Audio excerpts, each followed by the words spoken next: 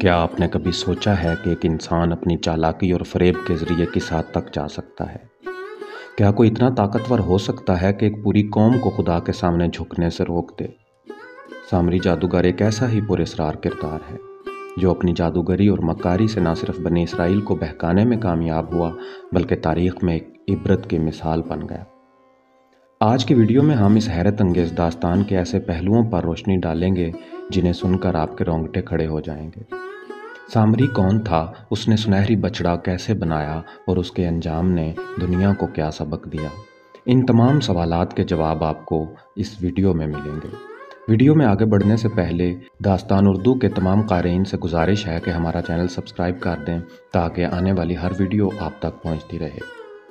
کہا جاتا ہے کہ سامری بنی اسرائیل کی قوم کا حصہ تھا، لیکن اس کی سوچ، نیت اور راستے دوسروں سے مختلف تھے۔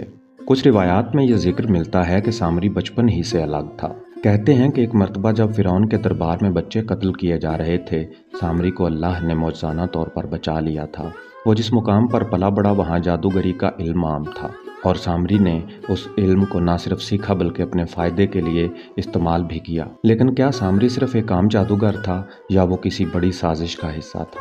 دوستو، کہانی کا سب سے پراسرار حصہ وہ ہے جب حضرت موسیٰ علیہ السلام کوہ طور پر گئے اور سامری نے اپنی مکاری سے بنی اسرائیل کو بہکانے کا منصوبہ بنایا۔ سامری نے قوم کے لوگوں سے کہا، تمہارے زیورات اور قیمتی چیزیں تم پر ایک بوجھ ہیں، انہیں جمع کرو تاکہ میں ان سے ایک عظیم چیز بنا سکوں۔ لوگوں نے زیورات دیے اور سامری نے ان سے ایک سنہری بچڑا تیار کیا۔ لیکن یہ بچڑا صرف ایک مجسمہ نہیں تھا۔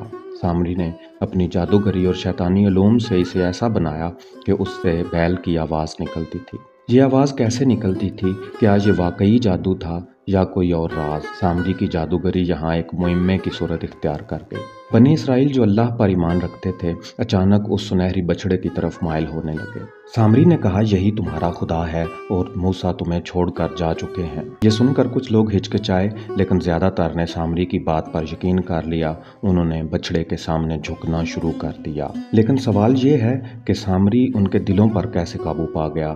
کیا یہ صرف جادو تھا یا لوگوں کے دلوں میں پہلے سے موجود شک اور کمزور ایمان کا نتیجہ؟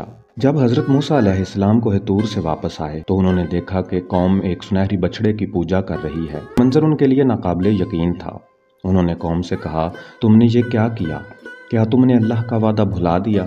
لیکن اصل سامنا سامری سے ہوا۔ حضرت موسیٰ علیہ السلام نے سامری کو بلا کر پوچھا، یہ تم نے کیوں کیا اور کیسے کیا؟ سامری نے کہا، میں نے وہ راستہ چنا جو مجھے درست لگا، میں نے وہ دیکھا جو دوسرے نہیں دیکھ سکتے تھے۔ سامری کا یہ جواب حیران کن تھا۔ اس نے خود کو دوسروں سے بلند سمجھا، لیکن اس کی حقیقت کیا تھی؟ اللہ کے حکم سے حضرت موسیٰ علیہ السلام نے سامری کو سزا دی۔ اسے حکم دیا گیا کہ وہ ہمیشہ کے لیے لوگوں سے الگ رہے۔ وہ جہاں جاتا لوگ اس سے نفرت کرتے اور اسے دھتکارتے، لیکن سامری کی سزا یہاں ختم نہیں ہوئی۔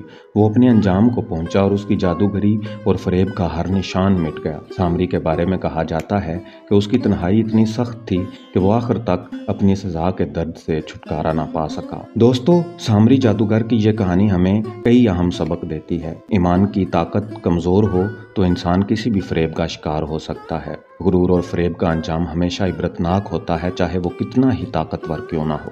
اللہ کی رحمت اور سزا دونوں برحق ہیں۔ یہ کہانی صرف سامری کی نہیں بلکہ ہر اس شخص کے لیے ایک تنبیہ ہے جو جھوٹ اور مکاری کے راستے پر چلتا ہے۔ دوستو، سامری جادوگر کی کہانی آج بھی کئی رازوں سے بھری ہوئی ہے۔ کیا سامری واقعی ایک جادوگر تھا یا شیطان کا آلہ کار؟ یا اس کے پاس کوئی ایسی طاقت تھی جو عام انسان کے بس کی بات نہیں؟ یہ سوالات آج بھی جواب کے منتظر ہیں۔ اگر آپ کو یہ کہانی حیران کن لگی ہو تو ہمارے چینل کو سبسکرائب کریں اور کمنٹس میں بتائیں کہ آپ اگلی ویڈیو میں کون سا پراسرار موضوع دیکھنا چاہتے ہیں۔